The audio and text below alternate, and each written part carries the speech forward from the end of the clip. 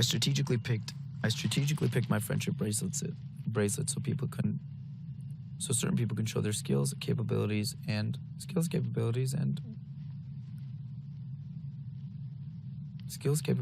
strong points.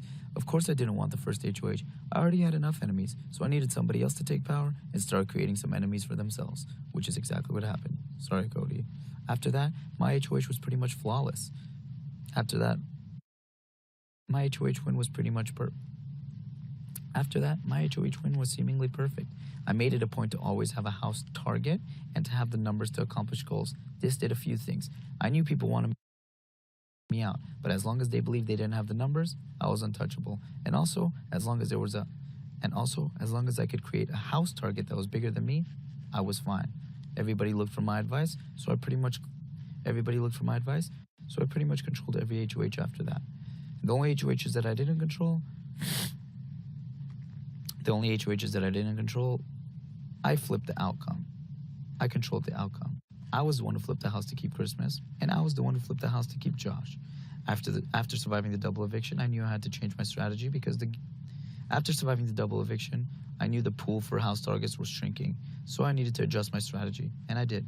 I perfectly positioned myself between three pairs: Jalix, Maven, and Joshmas. At that point, I knew I didn't have to win anything, and I made sure that certain people won,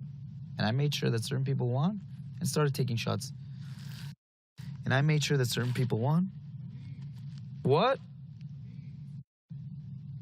Guy. Taco. No tacos. And I made sure that certain people won. I perfectly positioned myself between three pairs: Jalix, Maven, and Joshmas. At that point, I knew I didn't have to win anything because I was in such a good position, I didn't have to win anything. Instead, I let other people win.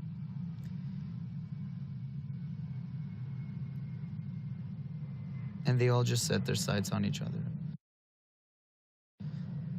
So while the couple started taking shots at each other, I moved forward in the game. So while the pairs continued to take shots at one another and get themselves. So the pairs just took shots at each other and got themselves out, and I progressed forward in the game, leaving me with my final pair, Josh and Christmas. From that point on, I knew I had to win my way to the end, and I did. I won the most important HOH, which secured my spot in the final three, and then I won the most important veto, which secured who came to the final three with me. Then I won part 1 and part 3 of the final HOH, which secured my spot right here, and again, I got to control who came up here with me, tallying me up at a total of 10 competition wins. And every time that I won HOH, I won the veto that came with it, which means when I was in power, I had full control of my week. That means when I was in power, I had full control. That means every time that I was in power, I had full control of my week. I worked my ass off day after day in this game. I worked my ass off. From the second I walked in those doors, I worked my ass off day after day, not only as the biggest target, not only as the biggest threat.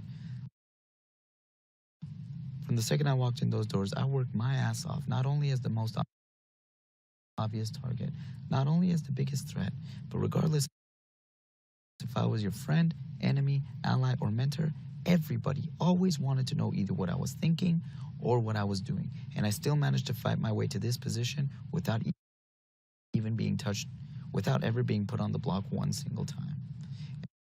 And I still managed to make it to this position without ever being put on the block one single time.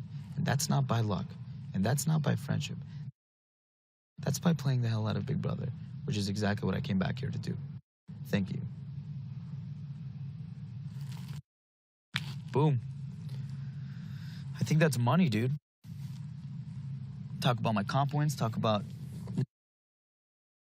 never touching the block, my strategy throughout the game.